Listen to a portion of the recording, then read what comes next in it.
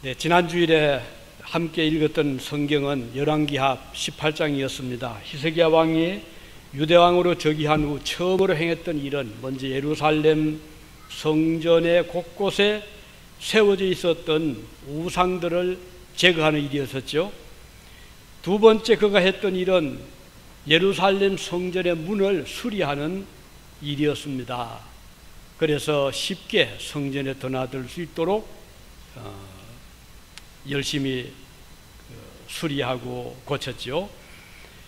그뿐 아니라 레위인들과 제사장들을 성전 동쪽 뜰에 모아서 그동안 중단되었던 예배, 제사를 회복시키고 또 하나님을 섬기는 그 일에 전적으로 수종들게 했습니다. 유월절 제사, 무교절 행사도 재개가 되었죠. 이렇게 해서 유대 온 나라에 큰 기쁨이 다시 찾아왔습니다.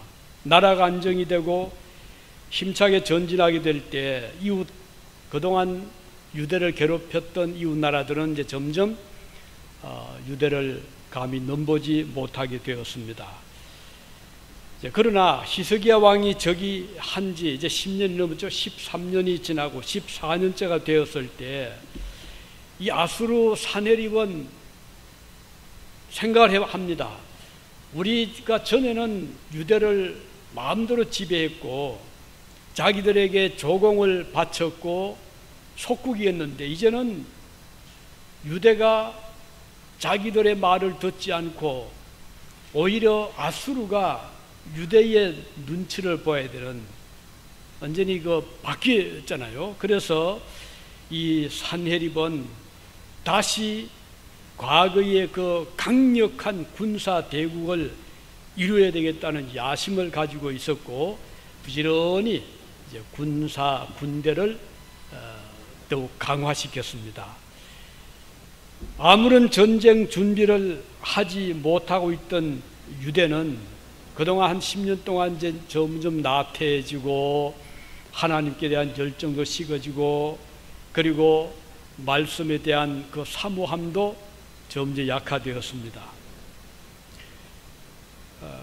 그런 때 이렇게 나라는 그렇지만 아직까지 전쟁이 없었고 태평세월을 구가했지만 영적으로는 유대는 상당히 어두워지고 타락해가고 있었습니다. 아무런 전쟁에 대비를 못하고 있었죠. 이럴 때 갑자기 쳐들어온 아람 군대를 막을 수가 없었습니다. 히스기야는 너무 두려워하고 당황하게 되어서 왕에게, 아수르 왕에게 사신을 보냅니다. 그리고 화친을 하자고 요청을 합니다. 굴욕적인 자세로 아수르 왕에게 잘못을 용서해 달라고 빌었습니다. 아수르 왕 아수르 군대를 철수시켜 준다면 왕이 요구하는 것을 무엇이든지 다 들어주겠다고 간청을 했죠. 아수르 왕은 의기양양했습니다.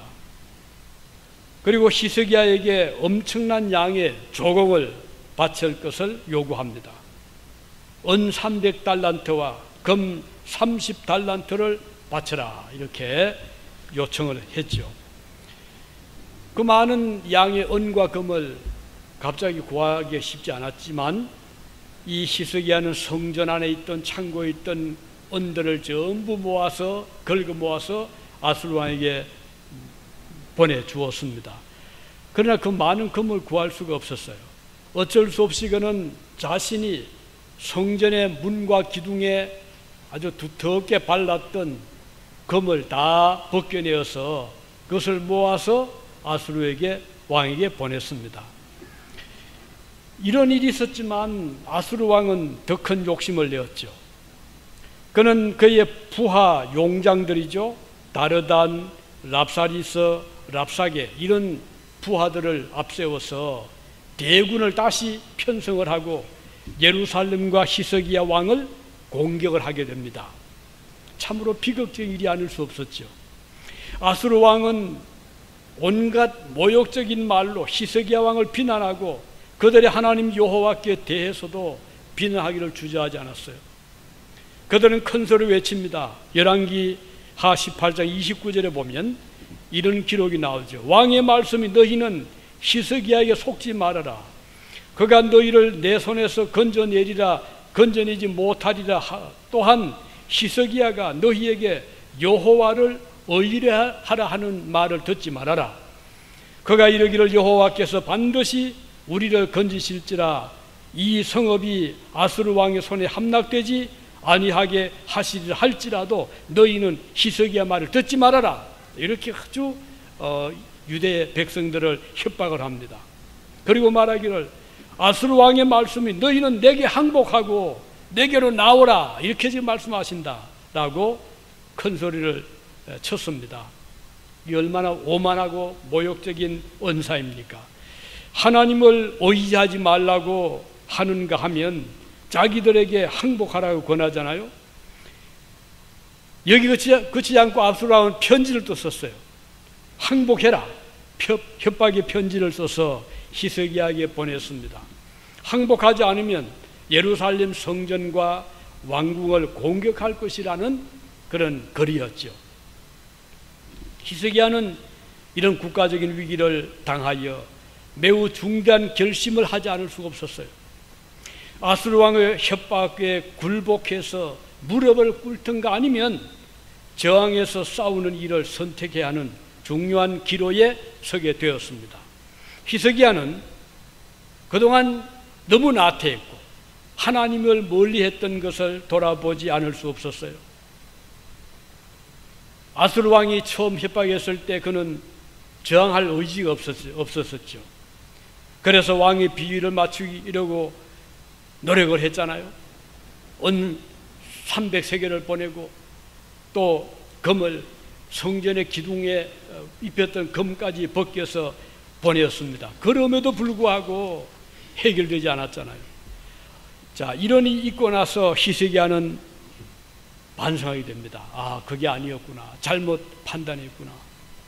히스기야는 이런 현실 앞에서 몇 가지 중요한 결심을 합니다. 결단을 합니다. 그 한 가지가 뭔가 하니 회개하는 일이었어요. 옷을 찢고 베옷을 입었습니다. 이것은 회개를 상징하는 행위입니다. 하나님 앞에 철저히 자신을 낮추고 자기의 죄를 자복하는 행동이 바로 옷을 찢는 왕복을 찢고 그리고 굵은 배로 짠 그 베옷을 몸에 두르는 행동이었습니다. 우리나라에도 사람이 가령 부모가 세상을 떠난다거나 또 슬픈 일이 있으면 상복을 입잖아요. 그 삼배옷을 굵은 그 옷으로 만든 굵은 삼배로 만든 옷을 입고 머리에 두건을 쓰고 고거를 했잖아요. 유대도 옛날엔 그랬습니다. 선지자 요나가 니느웨 성을 찾아가서 하나님의 심판을 예고한 적이 있었죠. 앞으로 40일이 지나면 니느웨 성이 무너질 것이라고 경고했습니다. 요나 선지자의 경고를 받은 니느웨 성의 백성들은 하나님의 그 경고에 귀를 기울였습니다. 그들은 하나님을 그동안 말은 믿었다고 했지만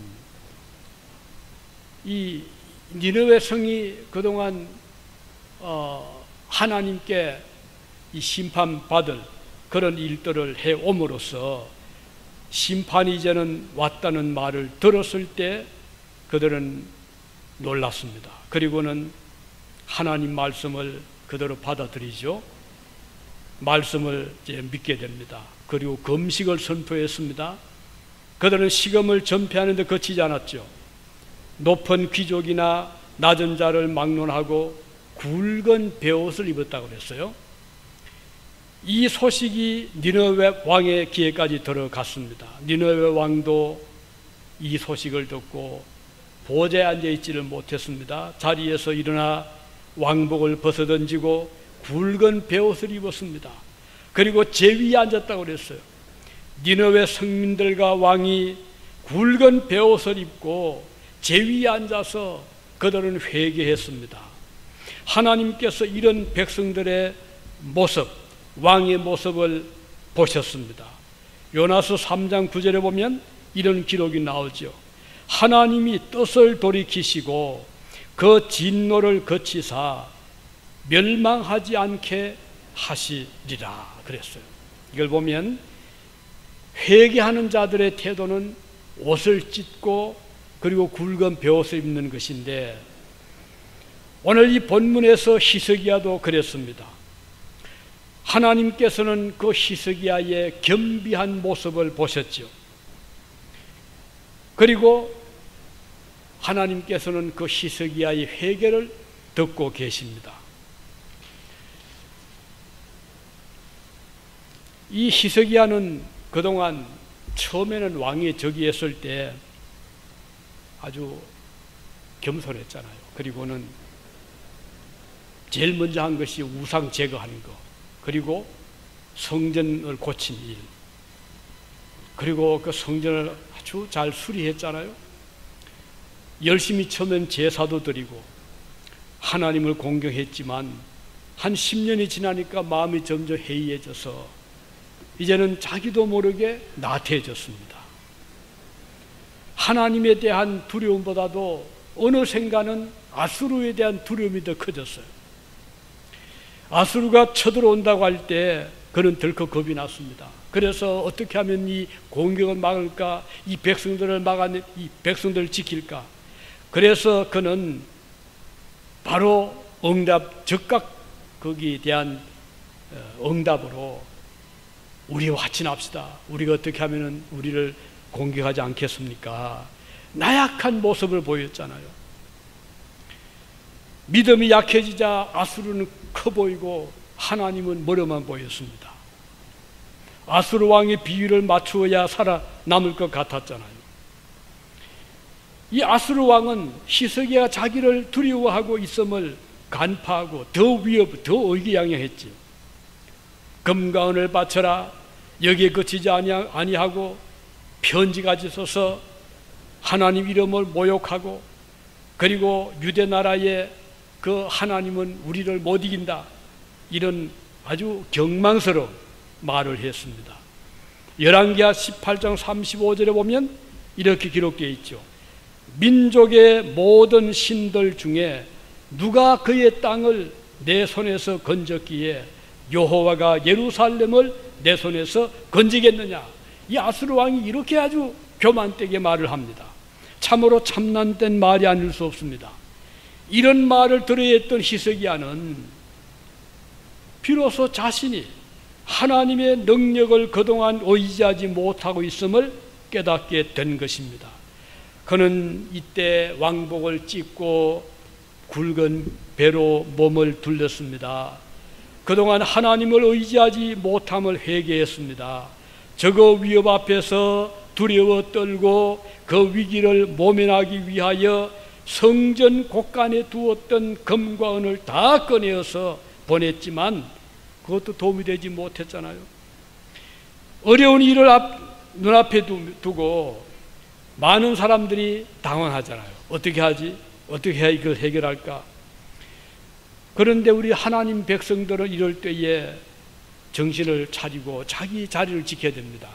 하나님을 바라보아야 되는데, 많은 오늘 성도들도 믿음이 약해지면 하나님보다도 바로 눈에 보이는 사람을 의식하고 세상을 두려워하게 됩니다.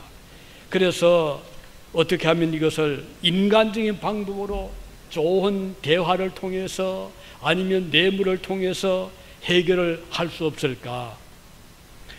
이 모습을 바로 히스기야에게서 우리가 보게 되는 것입니다. 어려움이 닥쳐왔을 때 그것을 피하기 위해서 인간적인 수단, 방법을 찾으려고 하는 것이죠. 아니면 어떻게 좀 요행으로 피할 수 없을까? 물질로 해결할 수 없을까? 라고 하지만 우리가 히스기야에서 보는 대로 그 일시적으로는 조금은 늦추어지거나 좀 위로가 되기는 했지만 근본적인 해결책이 되지를 못했습니다.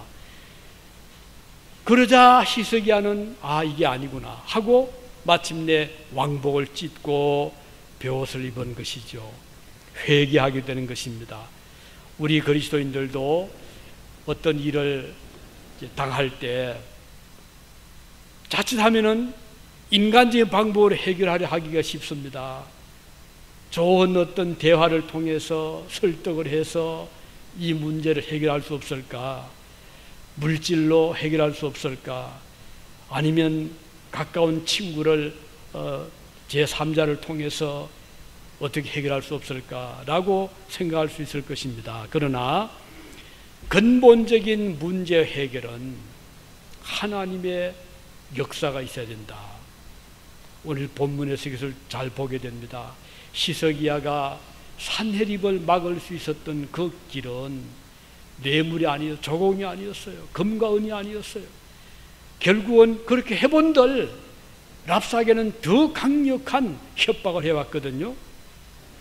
자, 이렇게 되자 히스기야는 하나님께 회개했습니다. 그동안 너무 안일했던 자기의 생각, 하나님을 멀리했던 생활, 그리고 물질로 금과 은으로 해결하려고 했던 것을 그는 회개를 하게 됩니다. 그 표현이 옷을 찢는 것이고 그리고 베옷을 입는 것이었습니다. 자, 두 번째 취한 행동이 무엇이죠? 아람 왕 랍사게가 보낸 그 편지를 들고 그가 찾아간 곳은 하나님의 성전이었습니다. 성전을 찾아가서 그 편지를 딱 펴놓았어요. 하나님께 보여드리는 것이죠. 하나님이 뭐 편지를 편다고 보고 아니면 뭐 덮어둔다고 보지 못하시는 분은 아니지만 그만큼 히스기야는 마음이 갈급했습니다. 그래서 그 편지를 하나님의 전에 가지고 가서 성전에 펴놓고 하나님 앞에 통곡하면서 기도를 하는 겁니다. 하나님 보십시오. 저 하나님 모르는 이방나라 왕 랍사게가 이렇게 편지를 보냈습니다. 우리를 협박하고 있고 하나님의 이름을 모욕하고 있습니다. 이 편지를 보십시오. 히스기야는 하나님 앞에 간절히 기도를 합니다. 그리고 열왕기하 19장 16절에 이렇게 기록을 하고 있죠. 여호와여 귀를 기울여 들으소서. 여호와여 눈을 떠서 보시옵소서. 산헤립이 살아계신 하나님을 비방하러 보낸 말을 들으시옵소서. 이렇게 호소를 하고 있는 겁니다. 자, 우린 이 히스기야의 기도를 보면서 성경 말씀을 생각이 되죠. 시편 94편 9절에 이런 말씀이 기록되어 있습니다. 귀를 지으신 이가 듣지 아니하시랴. 눈을 만드신 이가 보지 아니하시랴. 자, 우리는 이 말씀에서 우리의 귀를 창조하신 분이 하나님이시잖아요. 그래서 우리는 어떤 소리를 듣습니다. 말을 들을 수 있습니다. 그런데 사람의 귀보다 더 예민한 청각을, 더 좋은 청각을 주신 동물이 있죠. 사냥개, 개들입니다. 우리가 듣지 못한 소리를 벌써 개는 딱 듣잖아요. 누가 지으셨죠? 하나님께서 개의 귀를 지으시고 사람의 귀를 지으셨어요. 그런 하나님이 우리의 드리는 기도를 못 들으시겠습니까? 우리가 음성을 내어서 드리는 기도를 하나님이 들으십니다. 큰 소리 들으십니다. 적은 소리 들으십니다. 심지어는 우리가 소리 내지 않고 드리는 묵상의 기도도 하나님은 들으십니다. 이렇게 하나님은 우리를 향해서 귀를 딱 집중하고 계시거든요. 얼마나 좋습니까? 기도하는 것이 축복입니다. 우리가 어려울 때 주님께 기도드리고 평안할 때 감사 기도를 드립니다. 히스기야는 그동안 기도하지 못했어요. 그러다가 지금 아람 나라가 공격해오고 랍사게가 아주 불편한 편지를 보내왔을 때 그걸 들고 혼자 고민하지 아니하고 하나님의 전을 찾아가서 그 편지를 펴놓고 하나님께 기도를 드린 것이죠. 오늘 우리가 어려운 문제 있을 때 그것을 혼자서 탁 가슴에 품고 있으면 병됩니다. 그럴 때 우리는 하나님 앞에 그걸 들고 나오는 거죠. 하나님께 펼쳐놓고 어려운 문제, 고민의 문제, 고통스러운 문제를 주님 앞에 펼쳐놓고 기도를 드리면 귀를 만드신 하나님이 우리의 기도를 들어주시듯이 눈을 만드신 하나님이 그걸 못 보시겠어요? 우리 사람의 눈은 그 시력에 제한이 있잖아요. 너무 멀리서 못 봅니다. 너무 가까이 해도 못 봅니다. 그러나 하나님은 저 바다 끝에 있는 것도 보시고 우주 넘어 있는 것도 보시는 분이시잖아요. 우리가 미처 보지 못하는 위험성을 하나님 보고 계시는 것입니다. 그렇다면 얼마나 좋습니까? 혼자서 문제를 가슴에 안고 슬퍼하고 고민하고 그리고 고통스러워 할 것이 아니라 그 문제를 안고 주님 앞에 나와서 기도하면 하나님이 그 기도를 들어주시는 거예요. 우리가 펼쳐놓은 고난의 보따리를 주님이 위에서 보고 계시는 거예요. 우리 교회가 겪고 있는 어려움을 주님은 듣고 계시는 거예요. 개인의 기도, 그리고 가족의 기도, 교회 성도들의 기도, 국가적인 기도, 하나님은 다 듣고 계시는 것입니다. 문제는 우리가 그것을 하나님께 가지고 나오지 못하는 데 문제가 있는 거예요. 그러므로 오늘도 우리는 하나님 앞에 기도하기를 바라는 것입니다. 기도할 게 얼마나 많습니까? 지금도 이 자연재해를 보십시오. 이 오레곤도 산불이 자주 나지만 지금 캘리포니아는 엄청난 산불, 역사 이래로 가장 심한 산불이라고 하네요. 그래서 캘리포니아 북쪽 레딩 이쪽뿐 아니라 저 남쪽에서 불인 지금 17곳에 산불이 지금 나 있고 50%도 아직 끄지를 못했답니다. 이달 말까지 가야 겨우 끌까 할 그 정도라고 합니다. 7명의 목숨을 잃었고 수천 채의 집들이 불탔고 그리고 엄청난 지금 3-4천 명의 소방대원들이 투입이 됐지만 하늘에서는 비행기들이 물을 뿌리지만 끌 수가 없는 거예요. 하나님의 역사가 아니면 이거 제압할 인간의 힘은 한정이 되어 있잖아요. 그런 일들뿐 아니라 우리 개인적으로도 많은 일들이 우리 앞에 끊임없이 다가오는데 우리가 이것을 스스로 해결하겠다고 하는 것은 참 어리석은 일이에요. 처음에는 그렇게 생각했거든요. 그래서 조공을 바치고 은을 보내고 금을 보냈지만 해결이 안 된 거예요. 그러자고는 하나님 앞에 회개하고 그리고 그것도 이제 부족하죠. 하나님께 나와서 기도하는 거예요. 하나님 도와주십시오. 저 교만한 아람 왕의 저 교만된 말을 하나님 보십시오. 들어주십시오. 이렇게 기도를 했던 것입니다. 우리가 무심코 한마디 말에도 하나님은 귀를 기울이십니다. 그러므로 우리가 주님 앞에 간절히 기도할 때 하나님은 그 기도를 각별히 들어주시는 분이신 것입니다. 우리 주님께서 약속하셨죠. 누가복음 11장 9절에 보면 내가 또 너희에게 이르노니 구하라 그러면 너희에게 주실 것이요 찾으라 그러면 찾을 것이요 문을 두드리라 그러면 너희에게 열릴 것이니 주님께서 말씀하셨습니다. 히스기야가 성전에서 기도드릴 때 하나님은 그의 기도를 들으시고 이사야 선지자에게 말씀하셨어요. 하나님께서 말씀하시기를 아수르 왕이 보낸 편지를 히스기야 왕이 놓고 드린 한 기도를 내가 다 들었다라고 말씀을 하셨어요. 그리고 하나님께서 염려하지 말 것을 말씀해 주셨죠. 과연 하나님이 들으셨고 이제 하나님 역사하시는 어떻게 역사하시는지 봅시다. 자, 히스기야가 첫 번째 한 일은 자기 힘으로 해결하려고 조공을 바치고 은금을 보냈지만 실패했어요. 그래서 그는 그것을 포기하고 다음에 한 일은 회개한 일이었죠. 옷을 찢고 그리고 벼옷을 두르고 여기에 그치지 아니하고 그는 하나님께 나가서 편지를 펴놓고 울면서 기도했습니다. 하나님이 그 기도를 들어주셨어요. 그리고 말씀하시기를 이제 산헤립이 몰락하리라 말씀하셨습니다. 열왕기하 19장 22절에 보면 이렇게 말씀하고 있습니다. 내가 누구를 꾸짖으며 비방하였느냐? 누구를 향하여 소리를 높였으며 눈을 높이 떴느냐? 이스라엘의 거룩한 자에게 거리하였도다. 하나님 책망하신 겁니다. 지금 아수르 왕 산헤립에게 네가 이스라엘의 거룩한 자 하나님을 향해서 네가 그렇게 하지 아니했느냐?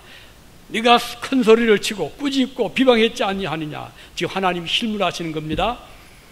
이걸 보면 산헤립이 히스기야를 능욕하고 비난할 때 하나님 그것을 다 듣고 계셨고, 그리고 말씀하신 것은 네가 누구를 꾸짖었느냐?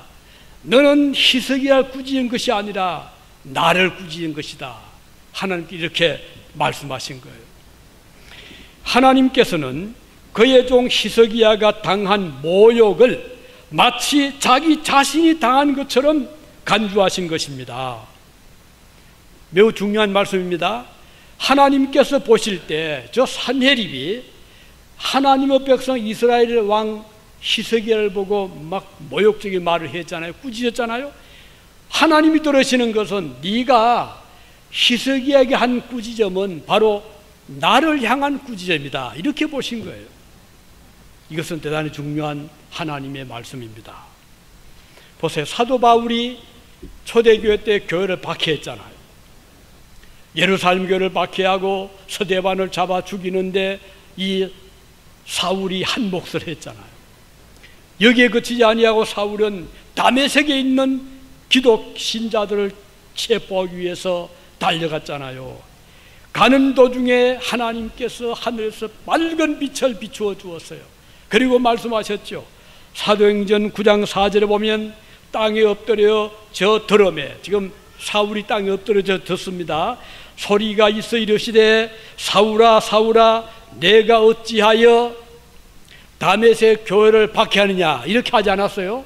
내가 어찌하여 나를 박해하느냐.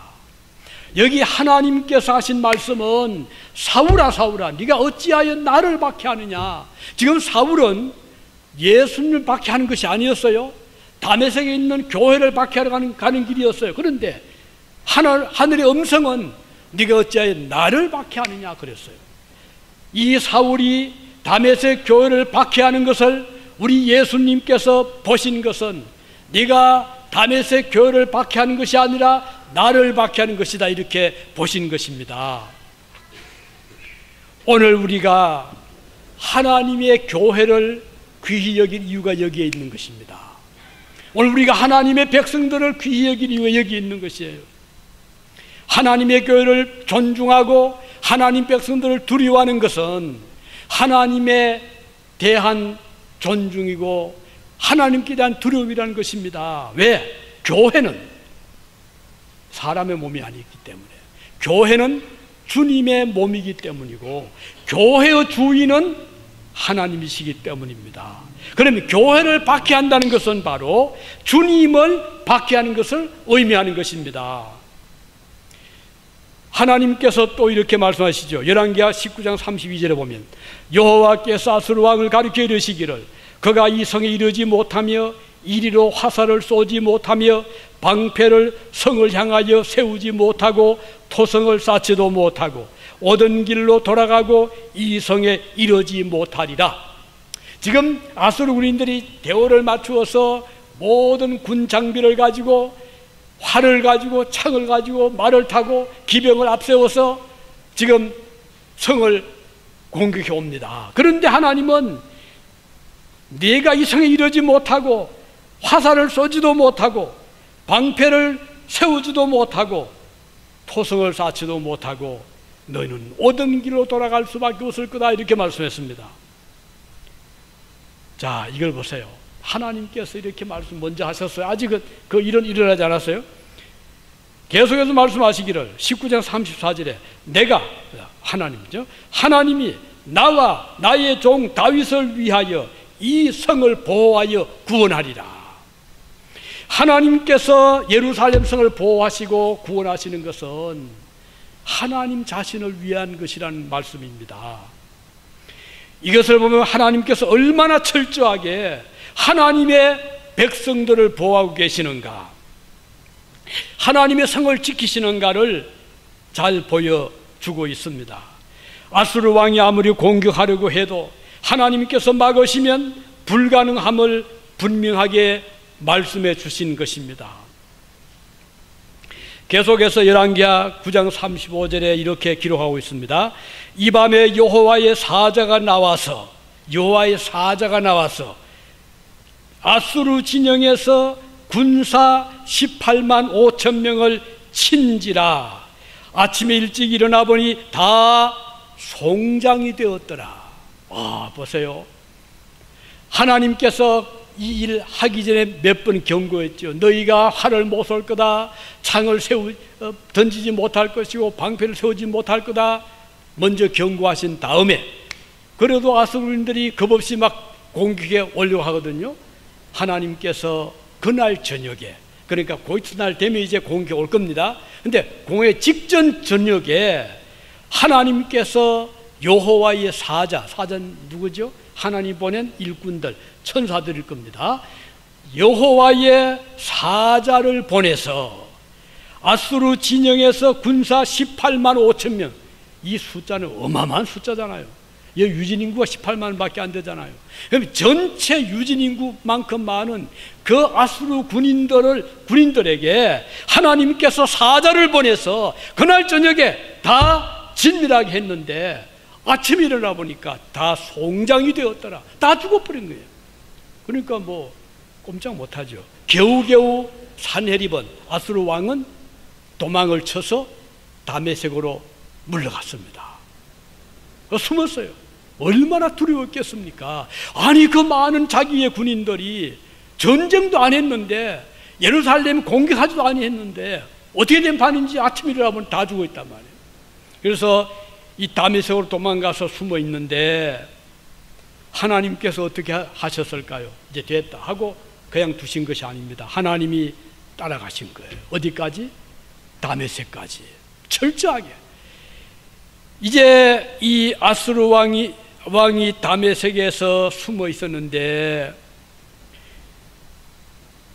하나님께서 그 다메섹 왕 이 산헤립의 신하들을 일으켰어요.